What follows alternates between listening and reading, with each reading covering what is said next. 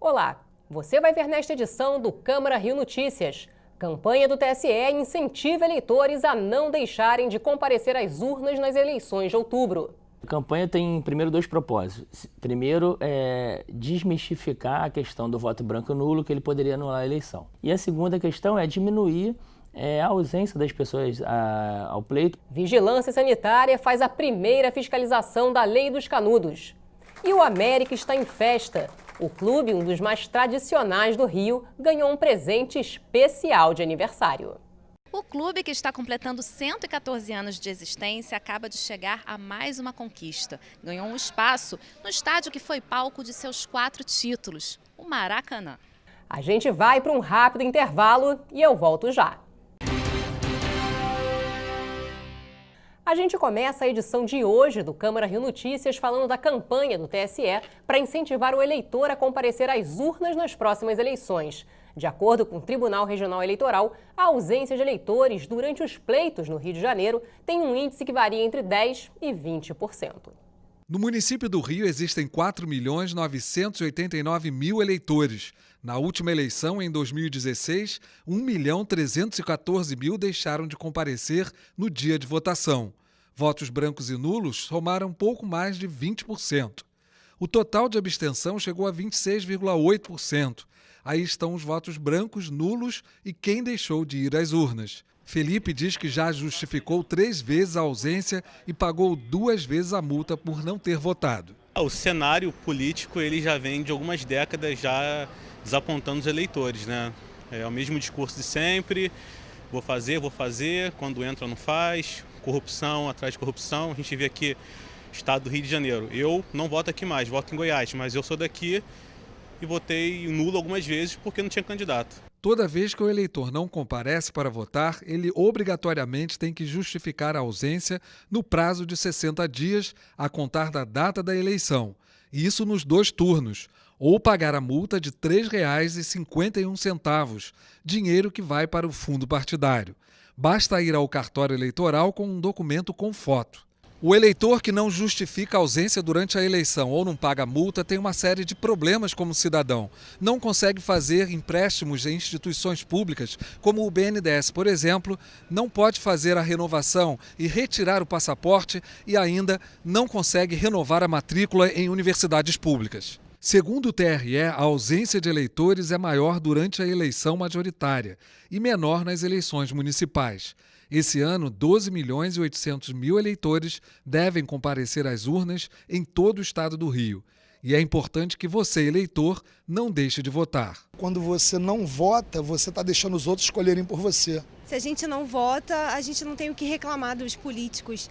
A gente continua nessa mesma política antiga em que não se vota em ninguém e depois só se reclama. A gente tem que votar para poder modificar o que a gente acha errado. E ele não indo, ele está dando oportunidade aos candidatos ruins aí tomarem aí o poder, né, e definir o futuro do nosso país. O eleitor que deixa de comparecer no dia da eleição, ele tem 60 dias para pagar ou justificar a multa em qualquer cartório eleitoral.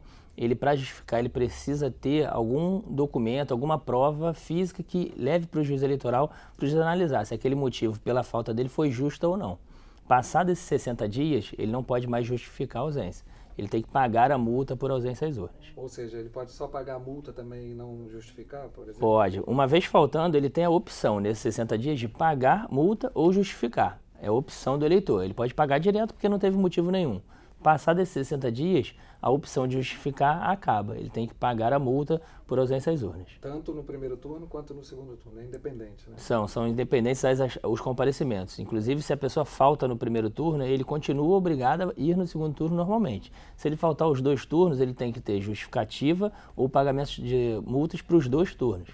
Como em todas as eleições, o Tribunal Superior Eleitoral faz uma campanha para incentivar o eleitor a participar do pleito. O vídeo de 30 segundos está sendo veiculado também durante a programação da Rio TV Câmara. Quando você deixa de votar, são os outros que acabam escolhendo por você. Nessas eleições, encontre o candidato que melhor representa suas ideias, porque votar é decidir você mesmo o que é melhor para o futuro. A campanha tem, primeiro, 2 propósitos. Primeiro, é desmistificar a questão do voto branco e nulo, que ele poderia anular a eleição. Isso não acontece, o voto tiver uma eleição, um voto válido, isso passa normalmente. E a segunda questão é diminuir a ausência das pessoas ao pleito, porque a gente parte de um princípio que todo mundo deve participar. Ainda que você não tenha um candidato a ser escolhido, o importante é participar para dar sua contribuição. O mais importante do TRE é o comparecimento do eleitor, vir à votação de forma tranquila, organizada, se possível levar uma cola, porque como são muitos números, como são muitos candidatos, a gente orienta que leve a anotação dos seus candidatos previamente, para quando chegar na urna você possa votar normalmente. A Vigilância Sanitária realizou nesta terça-feira, em Copacabana, a primeira fiscalização da Lei do Canudinho. Dos 8 locais visitados, 7 estavam sem canudos. Em uma lanchonete, os fiscais encontraram canudos de plástico biodegradável, fora dos padrões estabelecidos pela lei. O estabelecimento foi multado em R$ 1.650. E você vai ver depois do intervalo. O América completa 114 anos e, de presente, ganha um espaço no Maracanã. O mercado pet do Brasil é o terceiro do mundo em faturamento. Mesmo com toda a crise financeira que o país atravessa, a estimativa é que o setor tenha movimentado mais de 25 bilhões de reais no ano passado. Baseado no crescimento desse segmento da economia, a gente estreia hoje um quadro no Câmara Rio Notícias sobre o mundo pet. E o tema de hoje interessa a você que tem um animal de estimação vivendo em apartamento. Eles estão protegidos pela Constituição Federal e devem ser respeitados. O Dr. Reinaldo Veloso é o presidente da Comissão de Proteção e Defesa dos Animais da OAB. Dr. Reinaldo, como que a gente consegue negociar esses impasses famosos entre vizinhos? Partindo da premissa do bom senso. Quem mora em condomínio tem que entender que o seu direito termina quando começa do próximo. Observando essas linhas de bom senso, se chega a um bom denominador comum. Mas até onde vai o meu direito em relação a ser tutor de um animal dentro de um apartamento? Pois é, desde que você mantenha esses animais ou este animal em condições de saúde. O que eu recomendo aqui para cada tutor é ter sempre um atestado médico veterinário, né, e neste atestado, né, escrito lá que o animal não tem nenhuma doença, o animal não é um animal estressado, é um animal de bom convívio. Esse atestado veterinário, na verdade, é um salvo-conduto para cada um que quiser manter o seu animal ou os seus animais nos apartamentos. Algum regulamento interno, uma ata do condomínio, por exemplo, pode superar a Constituição? Ou seja, a Constituição garante o direito do tutor ter esse animal convivendo com ele na moradia, no apartamento? É verdade. Garante desde que o tutor mantenha essas condições de salubres que eu te falei, né? Porque nenhuma convenção de condomínio, nenhuma ata de condomínio tem um valor acima da Constituição. Hoje nós temos nos condomínios, por exemplo, se determinado animal só puder passar no espaço do condomínio que tiver aclive e este animal tiver problemas cardíacos declarados em laudos, né, atestados em laudos, não é possível que isso aconteça. Agora, uma outra situação prática. Eu tenho um animal, sou tutor de um animal, ele vive comigo no apartamento, mas late durante uma parte do dia. Isso pode ser um constrangimento ilegal caso o síndico force uma situação para que ele seja retirado do apartamento? Sim, você colocou muito bem. Podemos caracterizar a previsão do Código Penal de constrangimento ilegal. É um ilícito penal isso, porque barulho todo mundo faz. Criança faz barulho, marido briga com sogra, então a gente não discute a fonte, a gente discute se está tendo barulho ou não. Agora, o barulho contínuo, 24 horas, o animal estando com problema, seja gato ou seja cachorro, o que a gente recomenda? O tutor tem que levar esse animal num especialista, porque ele deve estar com falta de água, com falta de espaço, aí é um problema mais interno, tem que ser tratado. Mas tudo sempre no diálogo. O bom senso é a palavra-chave? É fundamental. Mas quando não há esse bom senso e existe uma guerra dentro do condomínio, ou seja, aquele prédio está dividido, quais são os direitos que são assegurados para o tutor? Por exemplo, ele não pode ser despejado em relação, não pode pagar uma multa, por exemplo? Não, depende da previsão do regimento interno ou da previsão da convenção. E se ela se esbarra ou não na Constituição. O básico é o seguinte, o animal deve ser respeitado como qualquer ser vivo. E o tutor, que quer ter esses animais ou este animal dentro do seu apartamento, deve cuidar das condições de saúde, de não agressividade, de bem-estar. Né? E quando sair com o seu animal pela área comum do condomínio, ele levar aquele saquinho plástico, recolher as fezes do animal. O básico em condomínio é um consenso. Agora vamos para o lado do condomínio. O condomínio ele pode ter liberdade para fazer que tipo de exigência em relação ao mundo moderno? Hoje em dia todo mundo tem um animal de estimação dentro de casa. Em primeiro lugar, o condomínio não pode estipular áreas para o tutor passear com o animal. Só pode naquela área, aqui não pode. Não existe essa possibilidade. Se tiver uma cláusula que diga isso, a cláusula é anulável, né? Não é possível. O que o condomínio pode exigir é que quando uma pessoa passa com um animalzinho, leva um saquinho plástico, como eu falei antes, e recolhe as fezes, recolhe a urina. É tudo baseado no bom senso. Quem tem um animal não pode sujar o condomínio. E o condomínio não pode impedir o livre acesso dos animais em suas áreas comuns. Situações comuns, uso de focinheira, passagem por um elevador que tem... Focinheira geralmente se o cão é um cão muito grande, se é um cão de uma raça mais agressiva, mas em média, cão de raça média, de tamanho médio e muito pequeno, não precisa de focinheira. O tutor pode até pegar o animal no colo se quiser, também não é obrigado. Mas dentro ali do bom senso, ele pode pegar o animal no colo e... Existe um certo limite em relação à quantidade de animais de estimação? Não tem nenhuma lei, nenhuma legislação que determine quantos gatos, ou quantos cachorros, ou quantos coelhos, ou quantos passarinhos você pode ter dentro de casa. Sempre que você tiver uma quantidade grande de animais dentro de casa, você tem que cuidar desses animais, para que não tenha cheiro, né, não tenha um odor que perturbe o outro morador. Agora, qual o conselho do senhor, que tem essa experiência em relação à OAB, né, que preside a Comissão de Proteção e Defesa dos Animais, para o tutor? Ele deve ter o quê? Um atestado veterinário que comprove que esse animal não está ameaçando ninguém dentro do condomínio? Em casos em que haja essa polêmica, que há esse intuito jurídico de se tirar o animal de dentro do imóvel, seja ele um cão, um gato, um passarinho, coelho ou vários animais, o que é que o tutor deve fazer? O tutor deve se dirigir a um médico veterinário de sua escolha e solicitar desse médico veterinário, mediante uma análise lá do animal, um documento, né, um chamado laudo veterinário, que diga que esse animal não é doente, esse animal, portanto, não transmite doença, que esse animal não é raivoso. E em caso de litígio judicial, eu recomendo até que ela chame uma pessoa que habitualmente frequenta a sua casa, uma manicure, uma profissional doméstica, que essa profissional assine uma declaração dizendo que o animalzinho é de bom convívio. Com isso, com o laudo veterinário e com a declaração de vizinhos e de pessoas que podem ir na sua casa ou não, você tem, repito, um salvo-conduto para manter os seus animais com muito amor no seu apartamento. Que casos chegam à OAB, por exemplo? A OAB nós recebemos alguns casos no sentido de barulho. E aí a gente procura alertar. Eu mesmo, nós já fizemos lá dentro da nossa comissão, nós fazemos vários eventos, vários seminários e chegamos a fazer o seminário Animais em Condomínios. Nós discutimos isso lá, inclusive com duas advogadas do SECOV, que é o sindicato dos edifícios. Né? E o que é que eles passam para o senhor? Eles passam essa ideia de barulho. Então, o que a gente quer fazer? A gente quer mediar essa situação. Porque para quem é dono de animal, você ir para uma assembleia, você geralmente já tem 40 contra você.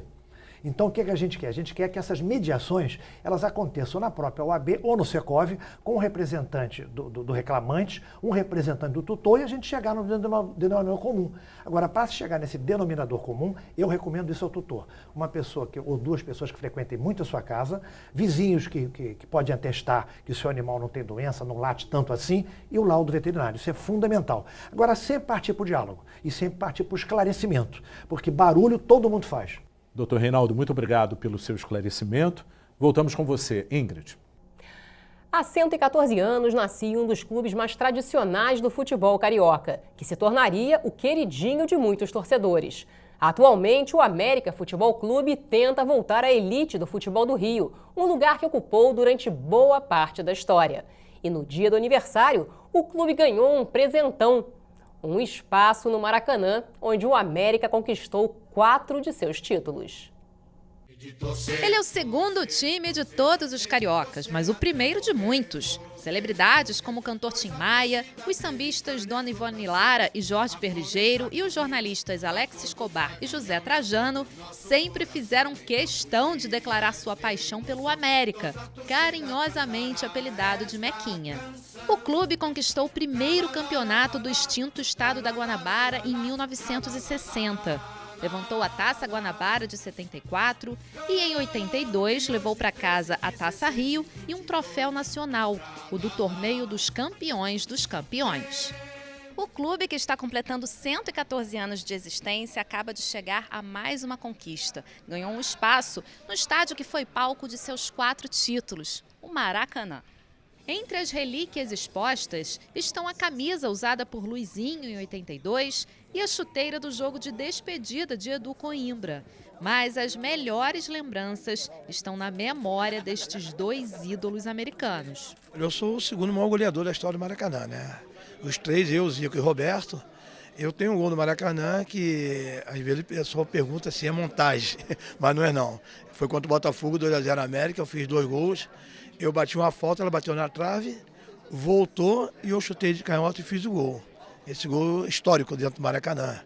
Eu acho que no mundo todo. O gol mais emocionante que eu tive foi a vitória do América contra o Nacional de Montevidéu, um torneio Negrão de Lima, onde o América conquistou esse torneio internacional. E nós ganhamos de 1-0, o Nacional tinha Domingues, Emílio Álvares, Maniceira, era um time da elite, né, da moda no futebol mundial, e o América acabou com eles aqui. E a jogada foi feita por mim e com a complementação do meu irmão Antônio, já falecido, né? E foi interessante que eu, quando dei o passo para ele, eu já corri para um lado para esperar um rebote, essa coisa toda, e ele correu pela outra extrema. Então, uma turma foi abraçá-lo, outra foi me abraçar, dos companheiros, né? E quando nós nos reunimos no meio do campo, nós nos reunimos sozinhos, nós nos abraçamos sozinhos, só os dois. Aí o Maracanã veio abaixo. Se pudesse mostrar arrepio, tá aqui, tá provado a emoção que eu tive, que ainda permanece até hoje. Dona Lucília sabe bem do que eles estão falando. Acompanhava de perto os jogos do América. Jogo inesquecível, sim, que eu estava no Maracanã com meu marido, era no América e Flamengo. Então, estava assim, fazia um gol lá, fazia um gol aqui, fazia um gol lá, fazia um gol aqui. Isso foi... o placar foi 4-3 para o América. No final foi 4-3 para o América, mas era muito engraçado, porque saía, fazia um gol lá no América. Aí saía o América, fazia um gol no Flamengo. E assim foi durante o jogo, até que terminou. O América fazendo praticamente quase no último minuto, mais um gol. A partir de agora, a exposição do América estará ao lado da de outros clubes. Nós nos sentimos muito honrados nesse processo de resgate do América, principalmente no futebol, aqui no berço sagrado do futebol no Maracanã. O América retorna ao Maracanã com um espaço privilegiadíssimo, junto com os outros 4 grandes clubes do Rio, formando os 5 grandes clubes. Estamos muito honrados com essa homenagem prestada pelo Maracanã no dia de hoje, no qual completamos 114 anos. Os pés de Edu Coimbra, imortalizados no Hall da Fama, ficaram próximos da estátua de seu irmão mais famoso, o Zico, que por sinal vestiu a camisa do América. Ele vestiu a camisa do América, sim, antes de ir para o Flamengo, antes de assinar o contrato, de começar nas categorias de base. Ele ia muito assistir os treinos do América, né? Ele estudava no Rivadavia Correia. Ele dizia que não, mas a gente tinha desconfiança que ele andava encabulando lá, matando mais aulinha para bater uns pênaltis. Na época os goleiros eram Ita, era Jonas, Elinho, e ele ficava lá depois dos treinos a brincar com todo mundo e a bater penalidades. E o seu Machado, que era o diretor-geral das divisões de base, convidou para jogar uma partida num domingo pela manhã, que eu nem pude assistir. E se não me falha a memória, até perderam esse jogo. Mas foi a estreia dele, assim, vamos dizer, num time de grandeza, né? As gerações que não viveram os áureos tempos do Mequinha poderão conhecer um pouco da história deste clube tão querido. Quem sabe a torcida não se renova. Quando o América entra em campo, meu coração dispara. E aí eu ainda quero viver mais um bocadinho para ver meu bisnetinho, né? Está com 4 anos, eu ainda quero ver ele crescer mais um pouquinho. Com a camisa do América. Pois é, exatamente.